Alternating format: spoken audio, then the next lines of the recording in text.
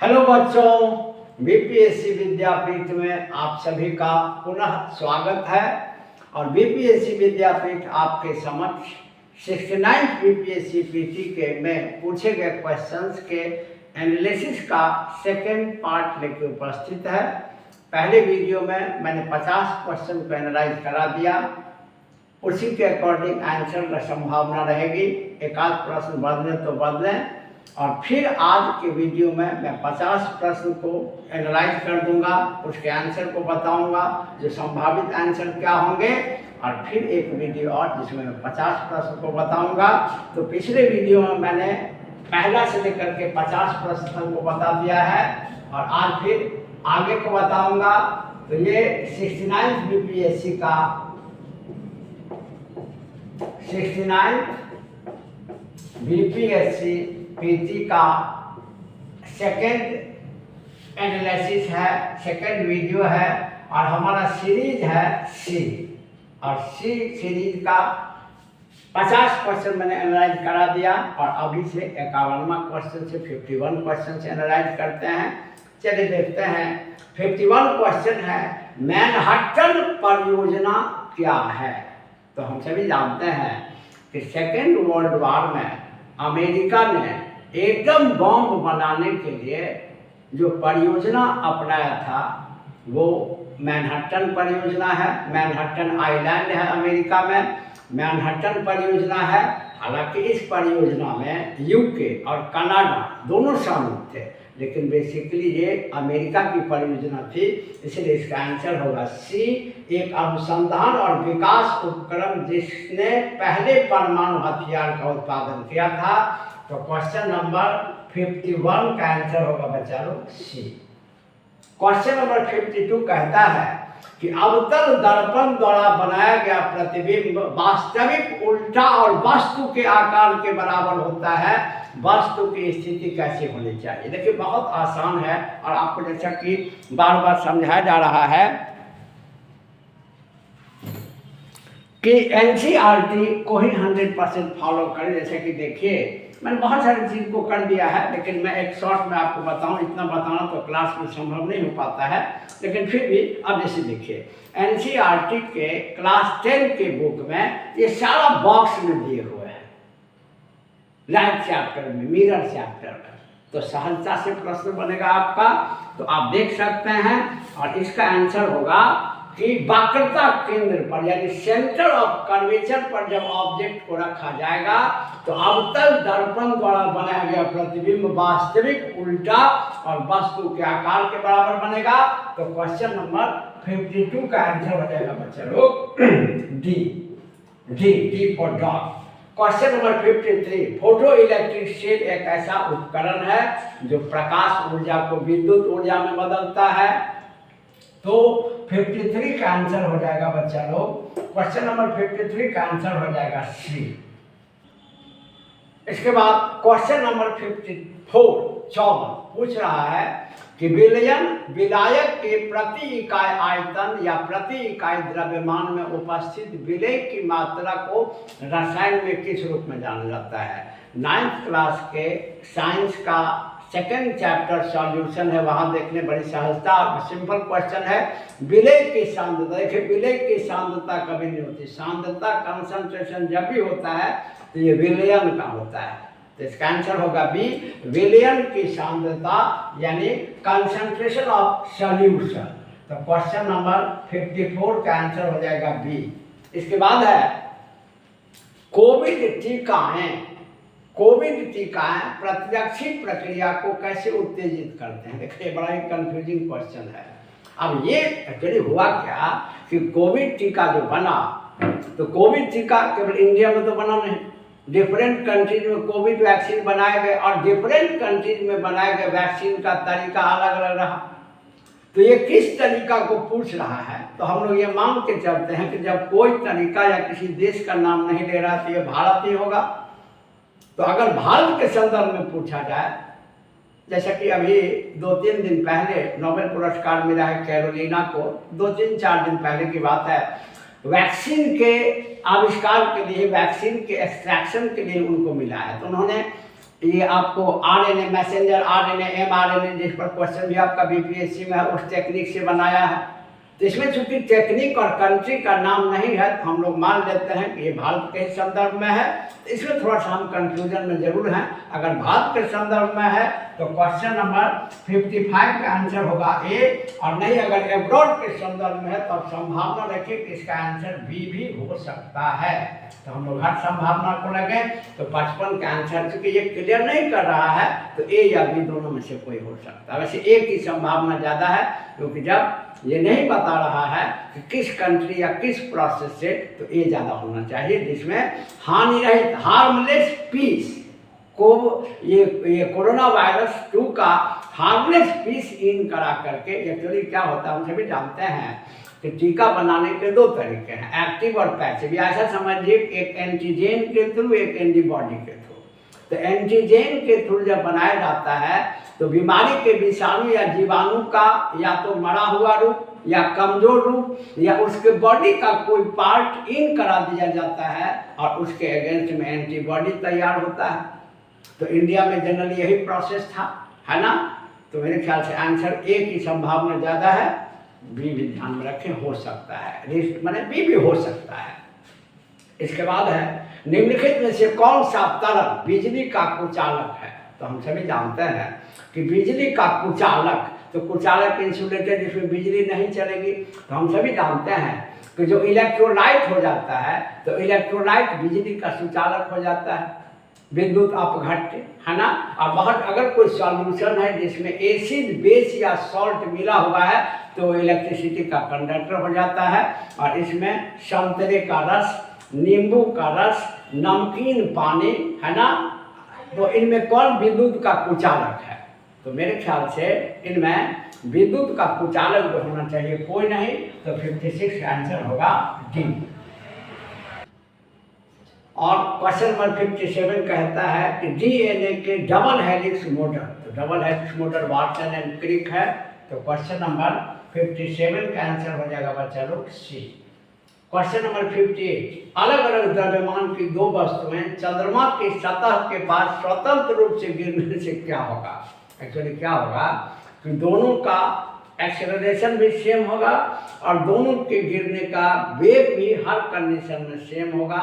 क्योंकि आप सभी जानते हैं कि acceleration actually due to gravity जब होता है, गुरुत्व या त्वरण, तो उसमें द्रव्यमान का कोई प्रभाव नहीं होता है।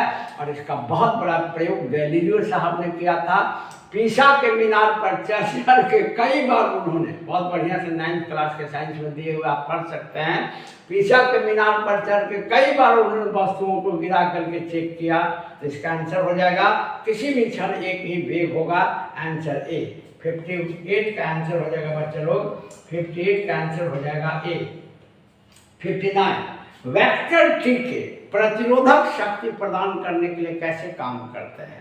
अब यहाँ देखिए कि जनरल जब टीका होता है, जनरल प्रोसेस से टीका होता है तो उसमें मरा हुआ या निष्क्रिय या कमजोर जीवाणु या विषाणु को प्रवेश कराया जाता है।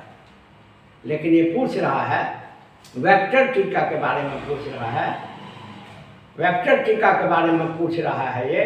तो वेक्टर टीका, वेक्टर किसको कहते हैं। वेक्टर का मतलब होता है जो किसी जर्म्स को एक बॉडी से दूसरे बॉडी में ट्रांसमिट करता है, ट्रांसफर करता है, जैसे मॉस्किटो, जैसे हाउस फ्लाई, ये वेक्टर होता है।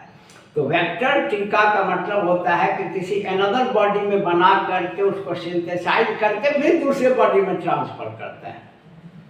तो इसका मतलब होगा कि इसका आंसर ए होगा। वायरस को किसी विभिन्न वायरस के संशोधित संस्करण में रख करके, अब देखिए अंग्रेजी में लिख रहा है by placing the virus in a modified version of a different virus. तो वेक्टर वैक्सीन पूछ रहा है, तो मेरे ख्याल से इसका आंसर ए होना चाहिए। वैसे जनरली बच्चे इसका आंसर सी ही लगाए होंगे, किसी कमजोर या निष्क्रिय वायरस को शरीर में प्रवेश करा करके, ये जनरल प्रोसेस है। और वेक्टर प्रोसेस से जो टीका बनता है, एक्चुअली ये एंटीजन प्रोसेस है और वेक्टर प्रोसेस से टीका बनता है। तो मेरे ख्याल से इसमें क्या होता है कि किसी अनदर बॉडी में टीका को सिंथेसाइज करके तब वहाँ से दूसरे बॉडी में डाला जाता है। क्योंकि ये वेक्टर वैक्सीन पूछ रहा है तो मोस्ट प्रोबेबल आंसर ए ही होना चाहिए। तो to the best of my knowledge, जितना मेरे पास जानकारी है कि 59 का आंसर होगा ए। 60 लगातार नई परतें जोड़ने वाली प्रक्रिया निम्नलिखित में से कौन सी है? समुद्र तल का फैलाव। ये 11th क्लास के ज्योग्राफी में डायरेक्टली अगला प्रश्न भी उसी से है, प्लेट टेक्टोनिक। 11th क्लास के पहला चैप्टर जो है उससे दूसरा चैप्टर से 2-3 सवाल डायरेक्टली डाल दिया है एनसीईआरटी का। तो 60 का आंसर हो जाएगा ए, यानी लगातार नई परत जोड़ने वाली प्रक्रिया निम्नलिखित में से कौन सी है? तो समुद्र तल का फैलाव। तो क्वेश्चन नंबर 60 का आंसर होगा ए। क्वेश्चन नंबर 61, भूपटल के टुकड़े मेंटल में गति द्वारा निरंतर धीमी गति से प्रवाहित होते हैं। ये प्लेट टेक्टोनिक, जो प्लेट हमारी पृथ्वी डिफरेंट प्लेट से बनी हुई है, जो हम लोग पढ़ते हैं। 9 गो बड़ा प्लेट, 6 गो छोटा प्लेट से बनी हुई है और वो कंटिन्यू मोशन में है। तो ये प्लेट टेक्टोनिक थ्योरी कहता है। इसीलिए क्वेश्चन नंबर 61 का आंसर होगा ए। क्वेश्चन नंबर 62, mRNA यानी मैसेंजर आरएनए, यही टीका से 3 सवाल आ चुका है और बच्चे कहते हैं कहाँ से सवाल आ गया। कुछ सवाल है बहुत हेवी है, ये हम मानते हैं, लेकिन बहुत सारे सवाल ऐसे हैं जो आपके पकड़ में है। तो mRNA का पद विस्तारित रूप क्या है जो महामारी के शुरुआत में व्यापक रूप से चर्चा रही? Messenger RNA. यह मैसेज करता है तो आपको अगेंस्ट उस वायरस के अगेंस्ट में प्रोटीन का निर्माण होता है।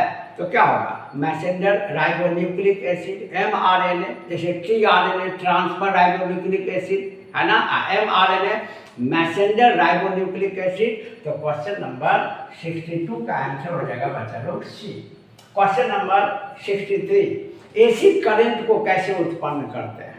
ये थोड़ा सा कंफ्यूजिंग जरूर है, लेकिन अगर आप गौर से देखेगा तो आंसर होगा ए, डायनमो द्वारा। क्योंकि ट्रांसफार्मर तो हाई लो करता है, चोक कुंडली भी डायरेक्टली नहीं बनाता है, और डायनमो जो होता है वो कम्यूटेटर का यूज करके डीसी करंट प्रोड्यूस करता है। लेकिन ये जनरेटर के रूप में, जनरेटर 2 तरह का होता है।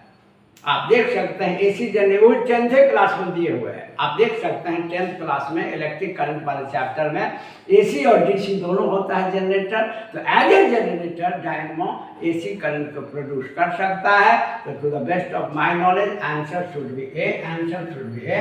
Hence the answer of question number 63 shall be A, dynamo द्वारा।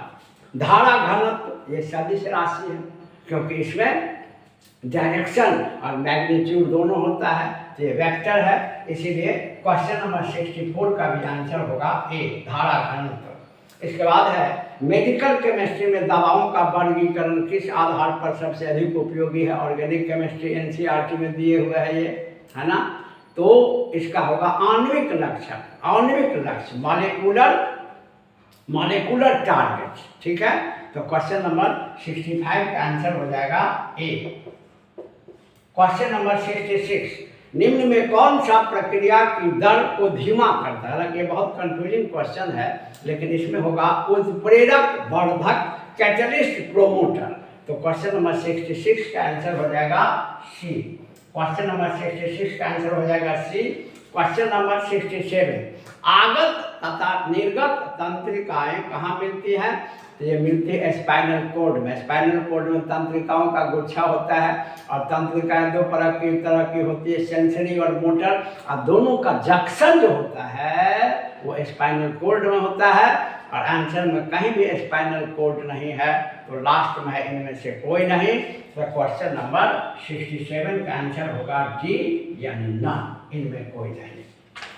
इसके बाद है क्वेश्चन नंबर 68, निम्न में कौन सी तकनीकें 5G मोबाइल संचार नेटवर्क द्वारा सक्षम की जाएंगी?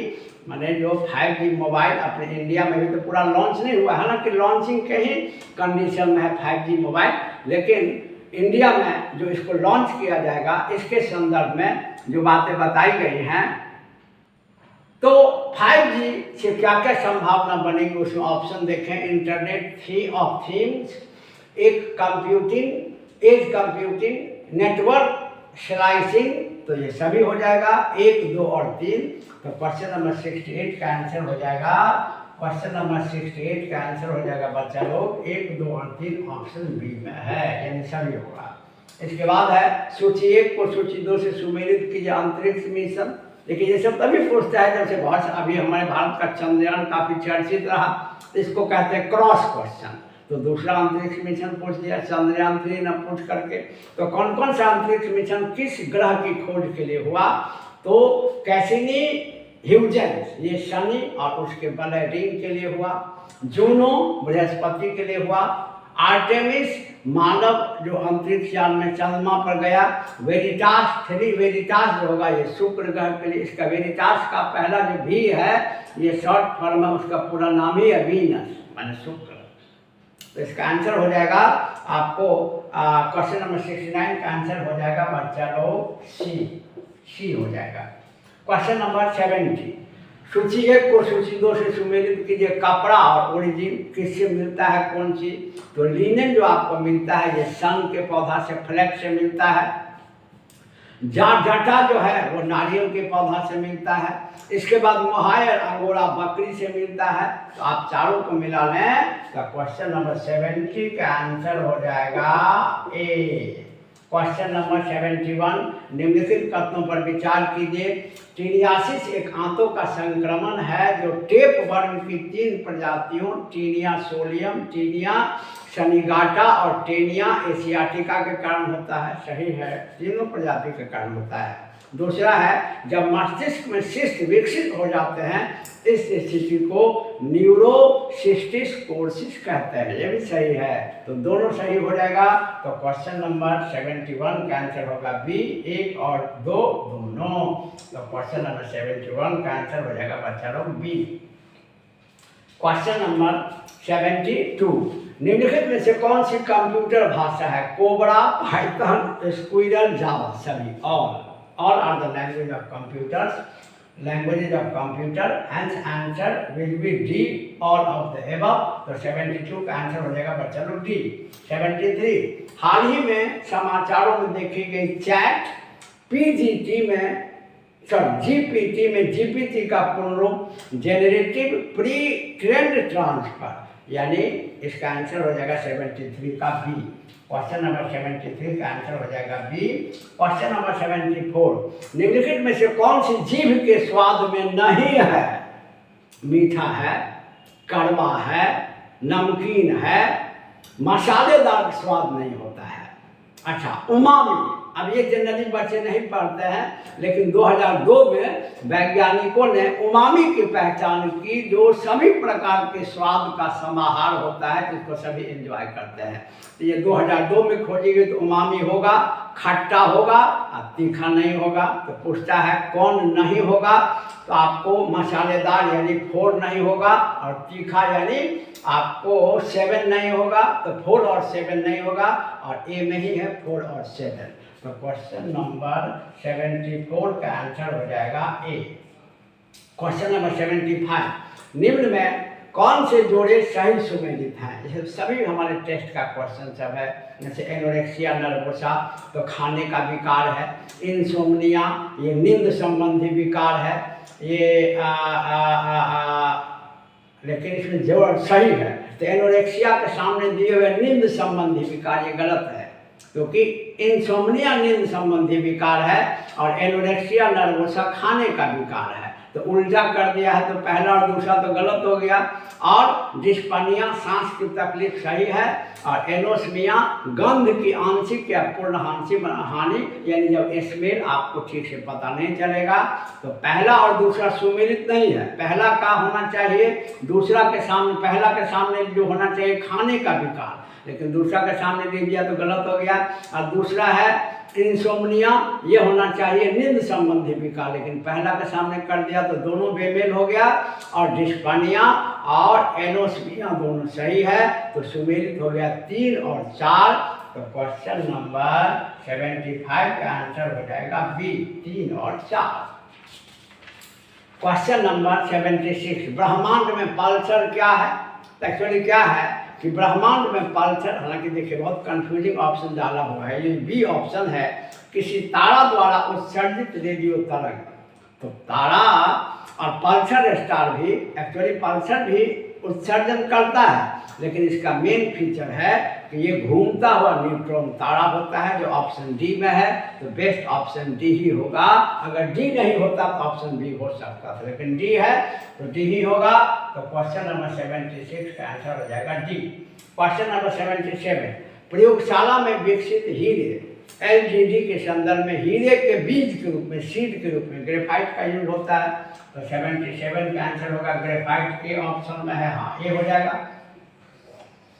Question number 78, bullet proof jacket बनाने के लिए उपयोग किया जाने वाला फाइबर क्या है? Tweed, Kevlar, nylon. देखिए एक्चुअली इसमें क्या है, ये भी बहुत कंफ्यूजिंग ऑप्शन, बहुत ही नज़दीकी ऑप्शन डाला है बीपीएससी, ताकि बच्चे जो ठीक से पढ़े हैं वही बना पाएंगे। एक्चुअली क्या है कि 1970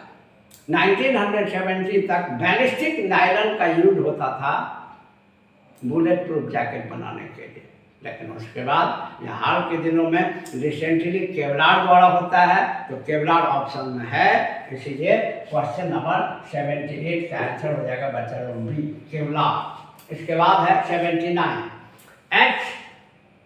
एमएक्स का के पूर्ण रूप क्या है? तो इसका एक ही है, हाई वोल्टेज एक्सप्लोसिव। तो क्वेश्चन नंबर 79 का आंसर होगा ए। 79 का आंसर होगा ए। क्वेश्चन नंबर 80, अक्टूबर 2002 में लॉन्च किए गए टेस्ला के ह्यूमनाइड रोबोट का क्या नाम है? ऑप्टिमस। और याद रखेंगे ये काफी चर्चित रहा, और इसको ऑलरेडी टेस्ला बोट भी कहा गया। दो नाम है इसका, रियल नाम है ऑप्टिमस, टेस्ला द्वारा जो बनाया गया रोबोट, और इसका एक और नाम है टेस्ला बोट। तो क्वेश्चन नंबर 80 का आंसर होगा ऑप्टिमस, जो ऑप्शन बी में है। तो क्वेश्चन नंबर 80 का आंसर हो जाएगा बी। क्वेश्चन नंबर 81, गृह मंत्रालय ने नवंबर 2022 को देश की तकनीकी भाषाओं के फील्ड वीडियोग्राफी के साथ भारतीय मातृभाषा सर्वेक्षण MTMSI कार्य को पूरा किया। इसमें 576 भाषा के बारे में ऐसा सर्वेक्षण कार्य पूरा हुआ। तो क्वेश्चन नंबर 81 का आंसर हो जाएगा ए, 576 लैंग्वेज। इसके बाद है, किस राज्य सरकार ने भारत में गिद्धों के संरक्षण के लिए राष्ट्रीय कार्रवाई द्वारा प्रस्तावित गिद्ध संरक्षण के लिए राज्य स्तरीय समिति की शुभारंभ किया? हम सभी जानते हैं गिद्ध विलुप्त हो गया, प्राणी है, और सरकार पीछे गोरैया गिद्ध संरक्षण कार्यक्रम चलाती है, और गिद्ध पर काफ़ी जोर दिया जा रहा है। तो अभी हाल ही में तमिलनाडु की सरकार द्वारा 2020 से 25 तक के लिए गिद्ध संरक्षण कार्यक्रम शुरू किया गया है। तो आंसर हो जाएगा 82 का सी, जिसमें तमिलनाडु है। इसके बाद है, 10 कैप्टिव नस्ल एशियाई विशालकाय कछुए मेरिना एमिस, ये बोटेनिकल नेम है। मुख्य भूमिका एशिया में सबसे बड़ी कछुआ प्रजाति, मुख्य भूमि एशिया में सबसे बड़ी कछुआ प्रजातियों में से एक हाल ही में भारत के किस राष्ट्रीय उद्यान में छोड़े गए? नदांगी राष्ट्रीय उद्यान, जो ऑप्शन सी में है। तो क्वेश्चन नंबर 83 का आंसर हो जाएगा बच्चा लोग सी। क्वेश्चन नंबर 84, हाल ही में किस देश ने फिर से अरुणाचल प्रदेश को भारत के एक अभिन्न अंग घोषित किया है? अभी अमेरिका हमारे फेवर में रहता है, चाइना बराबर इसको अपने देश में घोषित करता है, और चाइना अमेरिका का तनाव है। तो अमेरिका ने पुनः कहा है कि नहीं भाई, अरुणाचल प्रदेश भारत का ही अंग है। तो USA इसका आंसर होगा। और क्वेश्चन नंबर 84 में USA ऑप्शन सी में है, इसलिए 84 का आंसर सी होगा। इसके बाद है, राष्ट्रीय शिक्षा नीति 2020 किस ग्रेड से व्यावसायिक शिक्षा को मुख्य शिक्षा की धारा में एकीकृत करने पर जोर देता है? ग्रेड 6, ग्रेड 6, जो ऑप्शन सी में है। तो क्वेश्चन नंबर वेरी सॉरी, पहले 85 भूल गए, 85 देख लें। भारत के रुद्राक्ष बाला साहेब पाटिल ने काहिरा में ISSF वर्ल्ड चैंपियनशिप में पुरुषों के 100 मीटर एयर पिस्टल राइफल में गोल्ड जीता था। 35 का भी आंसर होगा बच्चा लोग सी हो जाएगा, और 86 का भी आंसर सी ही हो जाएगा। ठीक है, ग्रेड 6। इसके बाद है 87, भारत में किस देश के साथ आर्थिक सहयोग और व्यापार समझौते पर हाल ही में हस्ताक्षर किए? है ना, तो इसमें बड़ा कंफ्यूजिंग है। हाल ही में होगा तो ऑस्ट्रेलिया आंसर होना चाहिए। वैसे UAE के साथ भी किया गया है भारत के द्वारा, लेकिन मेरे ख्याल से इसका आंसर क्योंकि हाल ही में होगा, करंट से रिलेटेड है, तो 87 का आंसर होना चाहिए आपको डी हो जाना चाहिए। वैसे सी की भी संभावना बनती है UAE, लेकिन मेरे ख्याल से आंसर डी होना चाहिए। इसके बाद है सहज भाषा अधिनियम निम्नलिखित में किस देश द्वारा हाल ही में पारित किया गया था, जिसमें सरकारी अधिकारियों को आधिकारिक दस्तावेजों और वेबसाइटों में सरल और आसानी से समझ में आने वाली अंग्रेजी भाषा का उपयोग करने की आवश्यकता होती है। तो यह न्यूजीलैंड द्वारा किया गया। तो क्वेश्चन नंबर 88 का आंसर होगा बच्चा लोग न्यूजीलैंड, ऑप्शन ए में है। 88 का ए होगा। 89 दुनिया के पहले पादप परागकणों जिन्हें ये ट्रिलियार्डेम्ब्रिड्स कहा जाता है कि ट्रिलियार्डेम्ब्रिड्स जीवाश्म भाग में किस देश में, रसम में, ये काफ़ी चर्चित रहा। तो क्वेश्चन नंबर 89 का आंसर हो जाएगा ए। क्वेश्चन नंबर 90 सुर्खियां बटोरने वाली लिस्बन घोषणा किस इकाई के संरक्षण, महासागर। तो क्वेश्चन नंबर 90 का आंसर हो जाएगा आपको ए। क्वेश्चन नंबर 91 निम्नलिखित में से कौन सा जानवर सिंधु घाटी सभ्यता के लोगों को नहीं पता था।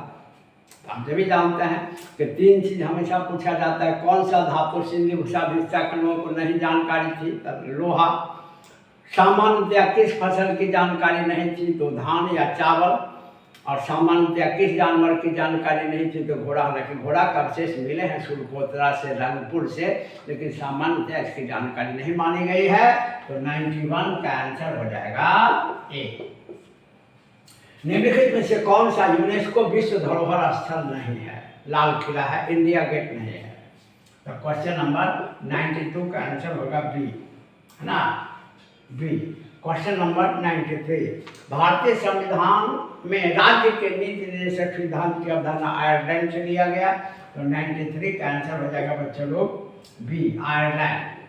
94 क्वेश्चन नंबर 94 कहता है कि सिक्किम भारतीय संघ का पूर्ण राज्य। हम सभी जानते हैं कि सिक्किम भारतीय संघ का जो पूर्ण राज्य बना, ये 22वां ये इंडिया का राज्य बना और 36वां संशोधन द्वारा 36 संशोधन हुआ 1975 में, और इसके द्वारा सिक्किम को भारत का 22वां राज्य बनाया गया। तो आंसर हो जाएगा 1975 ए। तो 94 का आंसर हो जाएगा बच्चा लोग ए। 95 निम्नलिखित में से कौन सी मुद्रा सबसे महंगी है। तो प्रेजेंट में देखा जाए तो पाउंड स्टर्लिंग सबसे महंगी मुद्रा है। तो 95 का आंसर हो जाएगा आपको ए।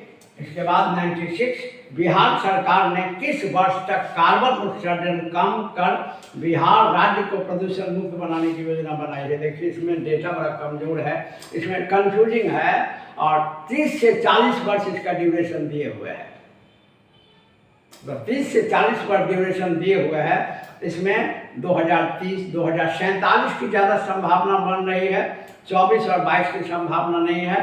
तो इसमें हम बहुत कंफ्यूजन में हैं, क्योंकि इसका क्लियर मटेरियल नहीं मिल पाया है। तो सरकार की किसी घोषणा से रिलेट करता है, तो हम 96 को छोड़ देते हैं, इसके बारे में हम कुछ नहीं कह पाएंगे, आई एम वेरी सॉरी। इसके बाद है 97 शिप्रेवेट टूरिज्म के संदर्भ में सूची रीप, एमी सॉल तथा ग्रांडे द्वीप पर भारतीय जल में जहाज़ों के मलबे का पता लगाया गया। यह स्थान कहाँ है, गोवा तट के बाहर। तो 97 का आंसर हो जाएगा बच्चा लोग सी। 97 का आंसर हो जाएगा सी। 98 G20 सदस्य प्रतिनिधित्व करते हैं। क्या पूछा, ये क्रॉस क्वेश्चन है। हाल ही में आपके देश में G20 का हुआ सम्मेलन डिफरेंट स्टेट में, और लंबे समय तक ये चर्चित था। तो पूछ बैठा, बहुत सारे बच्चे कहते हैं कि करंट भी उठपटांग है, हमको तो नहीं लगा। हाँ, स्टैंडर्ड जरूर है, टाइम। हालांकि एक चीज़ थोड़ा सा हमको भी लग रहा है कि हर एक हेवी क्वेश्चन है, इसके लिए टाइम 2 घंटा थोड़ा कम पड़ गया वैसे बच्चों के लिए जिन्होंने ठीक से प्रैक्टिस नहीं किया होगा। तो G20 सदस्य प्रतिनिधित्व करते हैं। 1 वैश्विक जीडीपी का लगभग 85% बिल्कुल सही है। 2 वैश्विक व्यापार का लगभग 50% नहीं, 75% ये प्रतिनिधित्व करते हैं, ये गलत है। और विश्व की लगभग 2/3 जनसंख्या, ये सही है। तो ये सही होगा 1 और 3। तो इसमें 98 में 1 और 3 ऑप्शन डी में है। तो क्वेश्चन नंबर 98 का आंसर हो जाएगा 1 और 3 यानी डी। क्वेश्चन नंबर 99, रूस के वैगनर भाले के, बिल्कुल चर्चित था, एकदम कॉमन क्वेश्चन है। रूस के वैगनर भाले के सैनिक मुखिया का समूह का मुखिया कौन है? तो येवगेनी प्रिगोजिन। और आपको याद होगा इन्होंने ये जो रूस के भी राष्ट्रपति है पुतिन, उनके अगेंस्ट में विद्रोह कर दिया था, हालांकि बाद में मना लिया गया इनको। एक लंबे समय तक चर्चित रहा, है ना, प्रिगोजिन। तो आंसर होगा येवगेनी प्रिगोजिन, ये काफी चर्चित रहे। तो 99 का आंसर होगा डी। और ग्लोबल जेंडर गैप रिपोर्ट, लिंग में जो गैप होता है, यानी जहाँ लड़का और लड़की के बीच डिफरेंस ज़्यादा होता है, उसी से related global gender gap report जारी किया जाता है वर्ल्ड इकोनॉमिक फोरम, विश्व आर्थिक मंच। और पहला यह जो रिपोर्ट जारी हुआ था, याद रखिएगा, 2006 में। तो यह बहुत ही फेमस क्वेश्चन है। तो ग्लोबल जेंडर गैप रिपोर्ट किसके द्वारा जारी की जाती है? तो वर्ल्ड इकोनॉमिक फोरम। तो क्वेश्चन इसमें ए ऑप्शन में है, तो क्वेश्चन नंबर 100 का आंसर होगा ए। तो चलिए इस वीडियो में इतना ही, और फिर एक वीडियो और जारी करेंगे जिसमें आपको अन्य 100 क्वेश्चन हो गया 2 वीडियो में, 50-50 और 50 क्वेश्चन आपको जारी करेंगे अगले वीडियो में। और इसमें 2-4 प्रश्न ही आपके बदल सकते हैं, और क्या वास्तविकता है मैं एनालाइज करके ही आप मेरे, देखिए हम लोग लंबे समय से मार्केट में स्थापित हैं, तो इधर उधर का काम नहीं कर सकते। जहाँ बच्चों में रेपुटेशन बनी हुई है, वास्तविकता क्या है, क्या इसका आंसर ये होना चाहिए, मैक्सिमम हमने आपको समझाया, कम ही समय में समझाया, लेकिन समझाया। और इसी से रिलेटेड ऐसा ही आंसर आएगा, 2-4-5 क्वेश्चन का आंसर बदल सकता है, ठीक है, लेकिन लगभग यही आंसर होगा। और आप अगर वीडियो अच्छा लगता हो, एनालिसिस अच्छा लगता हो, तो चैनल को जरूर सब्सक्राइब करें। और इसके जस्ट बाद मैं मेंस पर वर्कआउट शुरू कर दूंगा, हालांकि इस बार कटअप की संभावना बहुत कम हो जाएगी। अब क्या होगी इसके बाद बताएंगे, अभी कहना बहुत मुश्किल है, लेकिन जहाँ तक मेरा मानना है 70 से 80 के बीच में ही कटअप रहेगा इसका इस बार, ये मेरा मानना है। वैसे अभी हम श्योर नहीं है, लेकिन हमको लगता है। तो इससे संबंधित अन्य बातों को लगातार लेकर मैं, आप देखिए मेरा वीडियो मैंने जितना जारी किया है मेरे चैनल पर, आप वीडियो देखिए। गंगे डॉल्फिन के बारे में जो पूछा गया है, आपको शुद्धि कला के देखिए, GI टैग पर मैंने बिहार का GI टैग में शुद्धि कला को बताया है, गंगे डॉल्फिन के बारे में बताया है। तो मैंने जितना वीडियो जारी किया उससे भी रिलेटेड बहुत सारे क्वेश्चन रिसेंटली आए हैं, और मैं लगातार आपके सामने आता रहा हूँ, आगे भी आऊँगा उपयोगी वीडियो के साथ। और इसका अगला वीडियो लेकर के आऊँगा, और आप चैनल को सब्सक्राइब जरूर करें यदि अच्छा लगता हो, और इसको शेयर भी करें, वीडियो को लाइक करें, ताकि मेरा भी मनोबल बना रहे और आपका भी पर्पस सॉल्व हो। तो फिर अगले वीडियो के साथ उपस्थित होते हैं, तब तक के लिए धन्यवाद।